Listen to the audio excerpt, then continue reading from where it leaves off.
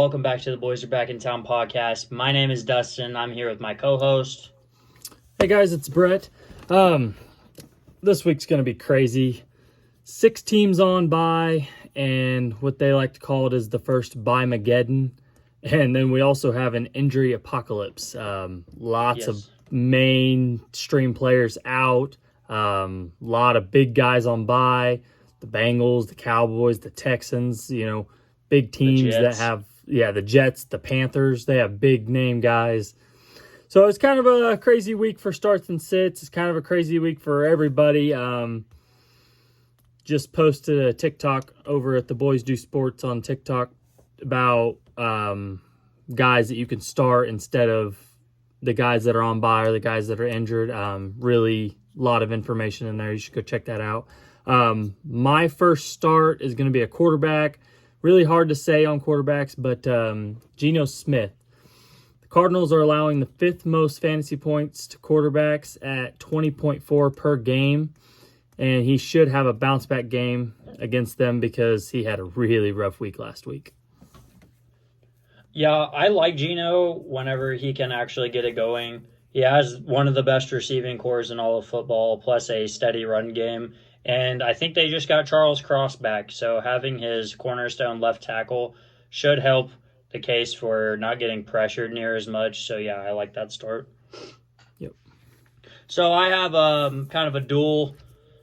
If you don't have them both, then don't even worry about it. But I like to start Daniel Jones this week against Washington. Daniel Jones just absolutely turns it up against Washington. I think he's like 5-1-1 against Washington in his career. There's that one tie. We don't talk about it. But if Daniel Jones doesn't end up playing, then obviously start Tyrod. Tyrod looked pretty solid against the Bills. He looked like he just stepped up into the pocket and just started passing the ball. So against a team that's not as good as the Bills, their defense does let up points. I feel like our offense does get it going with Saquon back. Saquon kind of took over the game in the fourth quarter. We just couldn't score on the 1-yard line. So, I mean, you know how that game goes. But, yeah, either one of the New York Giants quarterbacks that starts, doesn't matter who it is, I like them both. Yeah, it seemed like all Giants receivers had a better week with Tyrod. I don't know if that means anything or not, but either way, he likes to spread out the ball, and Saquon being back probably helped take the defense out of the passing game and more focused on the rushing game, so could have been that as well. Yeah, people don't like to talk about that, but yeah. Yeah. My next start is Roschon Johnson for the Bears. The Raiders are allowing 20.5 fantasy points per game to running backs, and Roschon missed last week due to a concussion, and then Khalil Herbert also went on IR. Deonta Foreman carried the load last week, but he didn't do a lot. It was like 7 fantasy points. So if Roschon plays this week, he should have a pretty big workload with, like I said, Herbert on IR. Yeah, and I think he gets involved in the passing game more than Herbert or Deonta Foreman do. And plus, no Fields this week either. No Fields. Oh, I didn't even see that. That sucks. Yeah, he left last week's game in like the first or second quarter. Who's their backup?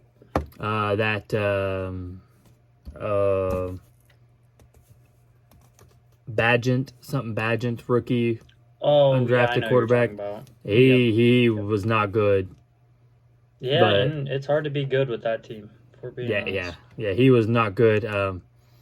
So yeah, I would say give Roschon Johnson a shot to carry this team. So if you did see our short and or TikTok that I posted earlier today, you would know my start at receiver this week. We got Rashid Shaheed. I'm really banking on a 60-yard touchdown. I don't really see him getting involved in the passing game more than like 3 or 4 targets. So, but he is a boomer bust. He does have that 60-yard touchdown upside. He's not a start for pretty much any other week besides for this one where all of my receivers are out on bye week and I have to have someone in the flex position.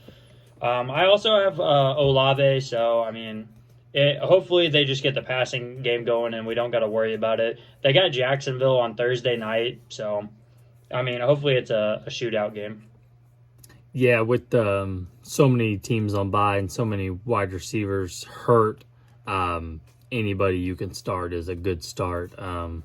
Rashee Rice is also in that TikTok that you could start if you needed to. My next start is a wide receiver in Rashee Rice.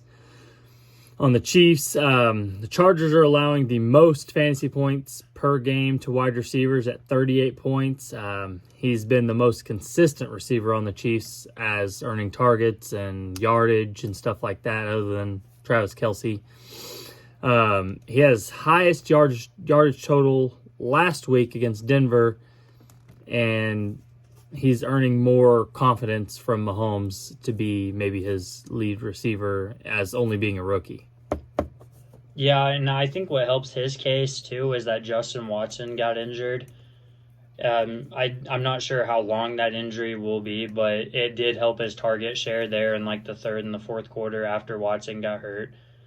Because he's still trying to find his number one receiver. It's not going well. I mean, he's throwing to 4 punt returners in my opinion, but I mean, Rashee Rice looked all right. Yeah, 2 weeks in a row. 2 weeks in a row, 12 plus fantasy points. He scored 2 touchdowns on the year so far. I mean, yeah. Yeah, I mean, I like it. My start at tight end, I have Luke Musgrave. I really am starting to get really big on Luke Musgrave and Michael Mayer, both rookie tight ends, but they're also both making an impact on their teams right away. Michael Mayer he's only projected like 6 point something points, but he looks like one of like Jimmy G's like safety blanket players. And that's kind of how I feel about Luke Musgrave with Jordan Love. If Jordan Love can get Luke Musgrave the ball going early and not just start hucking it to Christian Watson on third down, if they can get him into the short pass game, then I really do like Luke Musgrave for the rest of the season as well. Yeah, I don't have any more sits. I pretty much starts. Starts. You pretty much just start who you can at tight end and get through the week, this terrible week. Yeah, just the awful week. Yeah. I don't know, not really for tight end. There's not a whole lot of, I mean, Jake Ferguson's probably the only notable tight end that we're missing this week. Yeah, I seen a couple Hayden Hurst starts, Tyler Conklin starts, Dalton Schultz. A lot of people like him.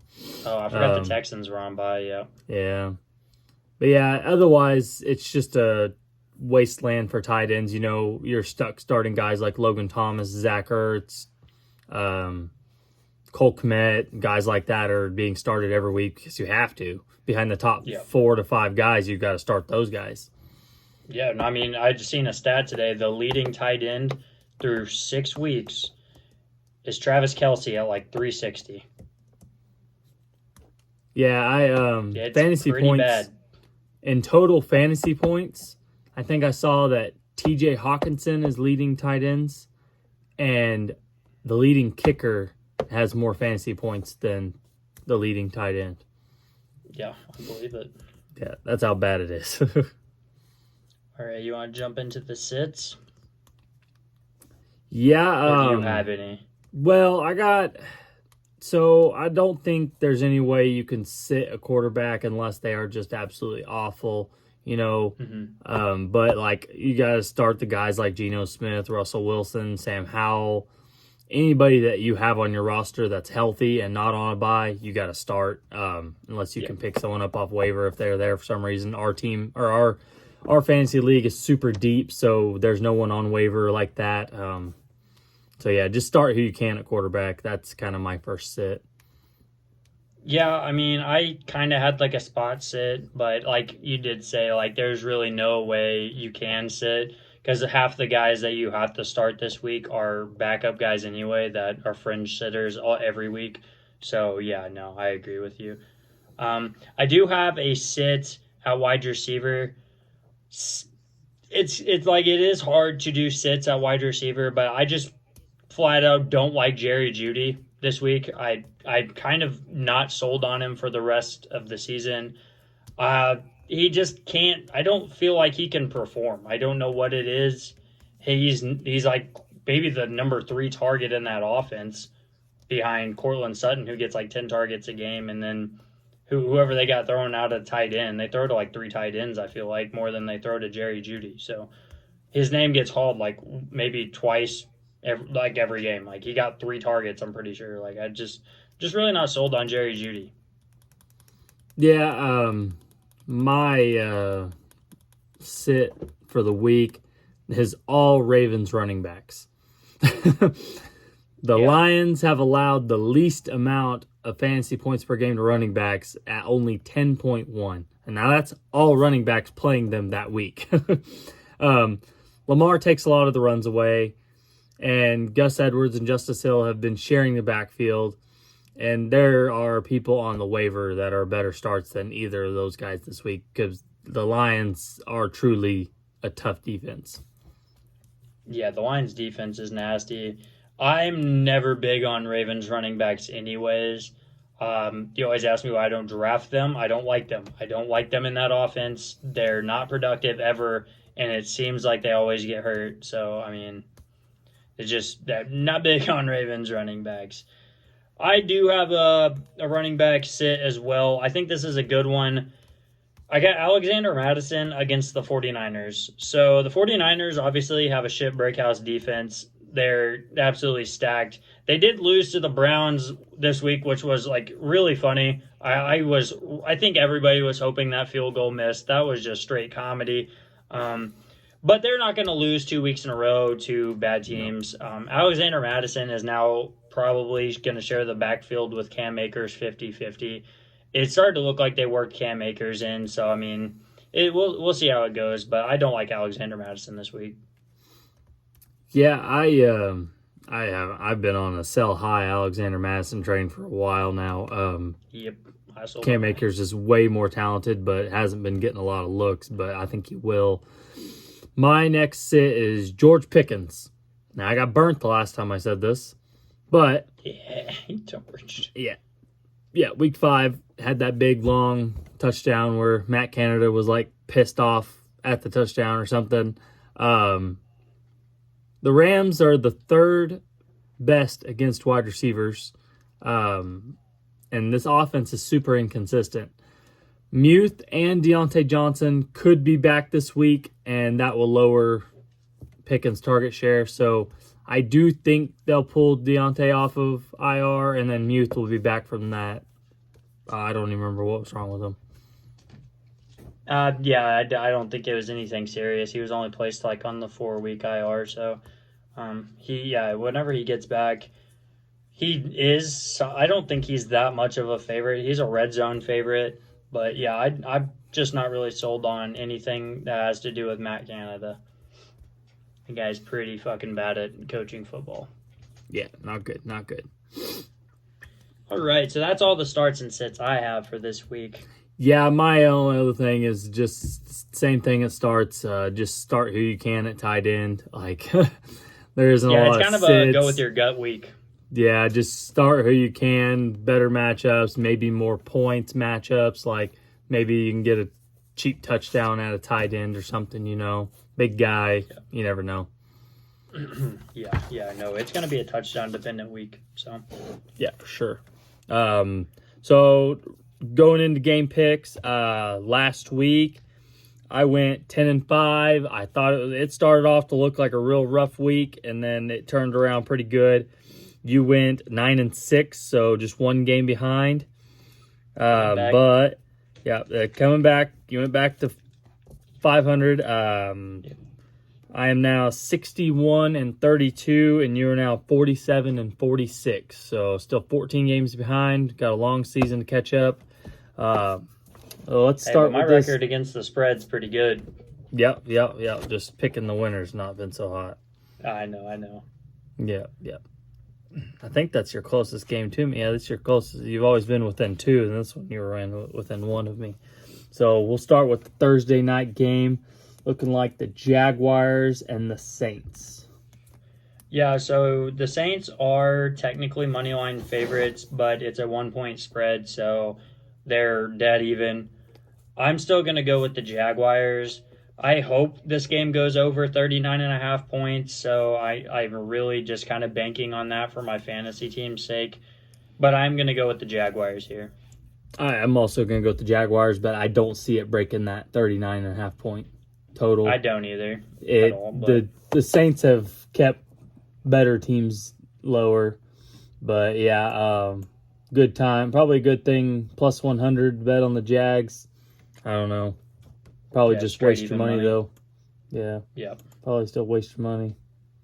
Man. All right. First So Sunday first game. game. I What do have you the got? Detroit Lions versus the Baltimore Ravens.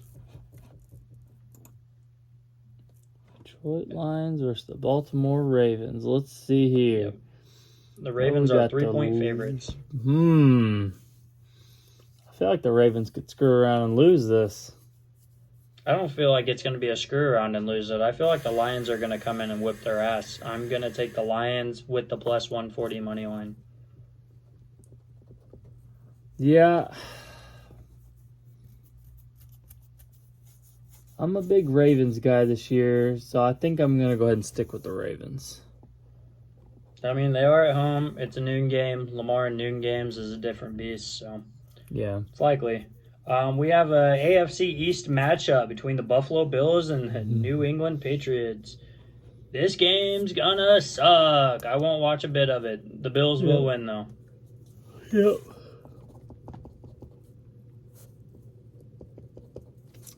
Don't even have to talk about that game. Okay, sick. Yeah. This one, I'm going with the underdog. I'm going to take the Giants over the Commanders. Okay, yeah, so the Giants are 2-point dogs to the Commanders at home. The Giants' defense is really starting to step it up and come together. If you watched the Sunday night primetime game, the Giants' defense was the highlight. So I'm also going to take the Giants here. I think we're going to shut Sam Howell all the way down, but, we'll see how it goes. Next game, we got the Cleveland Browns versus the Indianapolis Colts. The Browns are 2-point favorites. 2-point favorites to the Colts. They just beat the 49ers. Coming off a big win, beating the 49ers. I do not know if Deshaun Watson's going to play. Apparently, it doesn't matter if he's playing or not. I don't remember who's playing quarterback for them this week. It wasn't DTR. It was. It's probably gonna. I think it was. Oh man, I can't. PJ Walker. PJ right? Walker. PJ Yeah. Walker. Yeah. Yeah. So PJ Walker took control of the offense. He looked pretty good. The Colts unfortunately lost Anthony Richardson for the rest of the season. Yep. I was reading some articles. They're not too confident that he's going to be back anytime soon. So hopefully he has a fast recovery because he's kind of fun to watch. But I am going to go with the Browns this week. I'm also going with the Browns. That Browns defense is legit. The best in the league. This might be a really good game. I don't know. We got the Las Vegas Raiders versus the Chicago Bears. The Bears are 3-point dogs at home.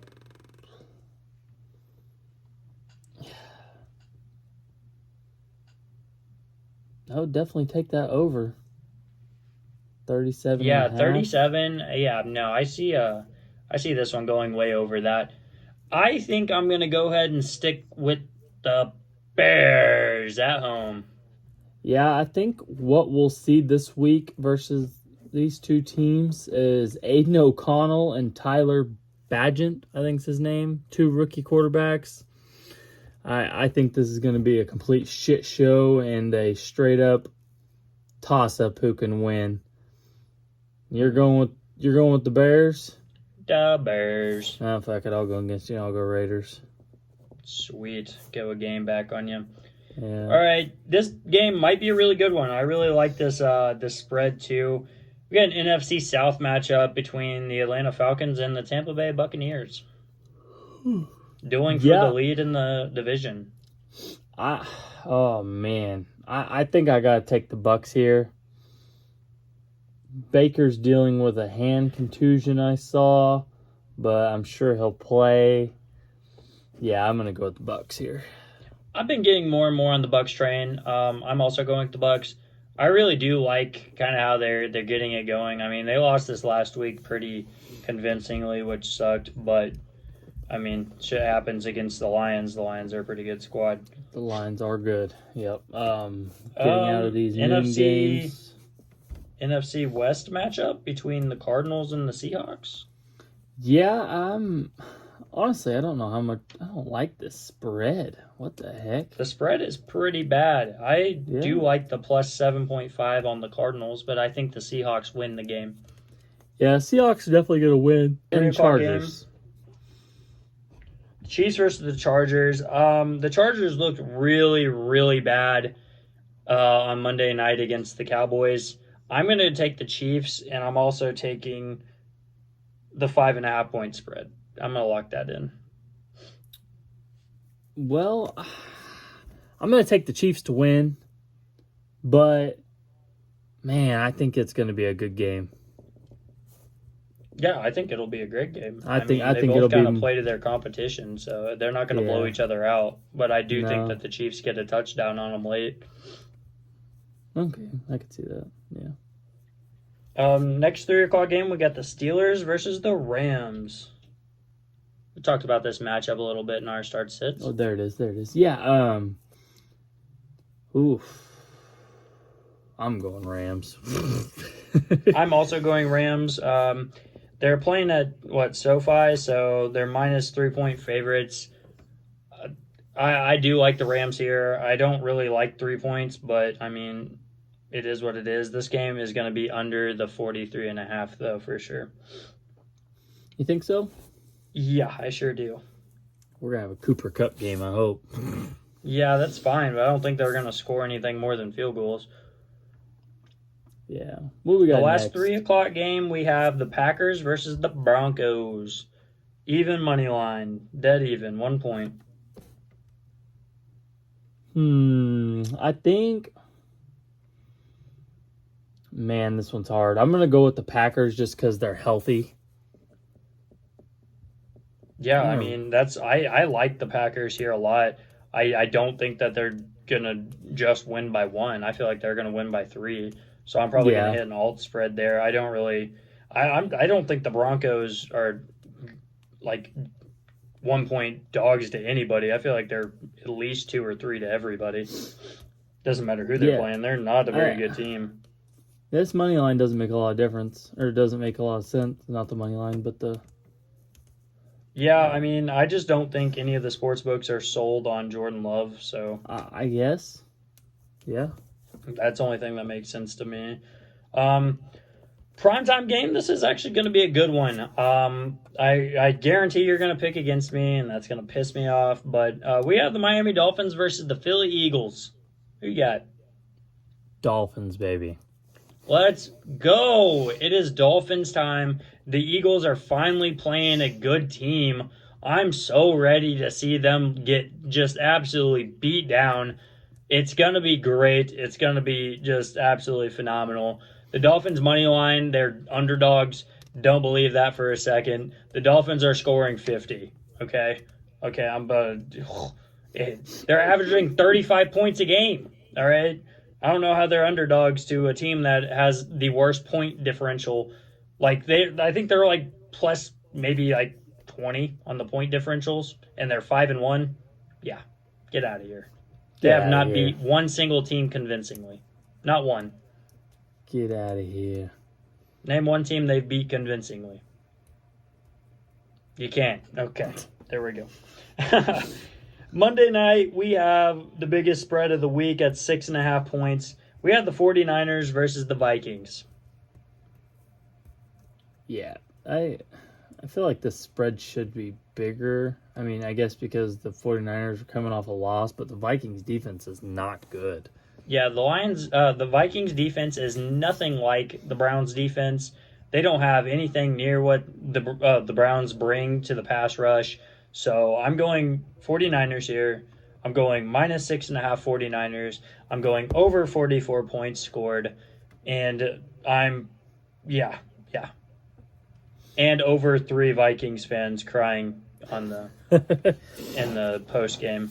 And Yeah. hopefully no random Asian lady sneaks in there. I don't know what that was about. What was that about? I keep was seeing that? stuff about it being an NFL plant. I do too, but like, who was that? Why did Yeah. I would be creeped out if I'm just enjoying the game and I just get zoomed in on every time out. That was weird. That It was so weird. Super weird. It was I don't know. It was the weirdest thing I've seen in a while. That was so odd, man. I thought the first time I was like, that was a little odd, but okay. Yeah. Then it And then happened it again. happened- I was like, and then it happened again. I was like, what At are the- they doing? It happened. Like, Yeah, leave they this went lady back to her. alone. They went back to her at the end of the game. Yeah, Like, dude, they what would the not leave heck that are they lady doing? alone. Yeah, that was funny. Oh man, Chargers press, man. So that's all we got for you this week. Man, I lost my train of thought. But yeah, like if you would go ahead, drop us a like. Still trying to break the 10 like goal. It's fine. We're good. We're gonna get there eventually. We're almost to 100 subscribers. If you're new around here, definitely make sure to drop us a sub. We're like 19 away from 100, so that's gonna be huge. It'll be a good milestone for the podcast. If you want to go check out the Twitter, it's at The Boys Do Sports. And then if you want to go check out the TikTok, it's also at The Boys Do Sports. We post over there more than once a week. So Brett does the starts and sits into short form content on the TikTok. So if you guys want to check that out, definitely go check that out. Sir. You got anything to rebuttal with? Nope, not today. All right, sweet. We'll catch you guys next week. The boys are back in town.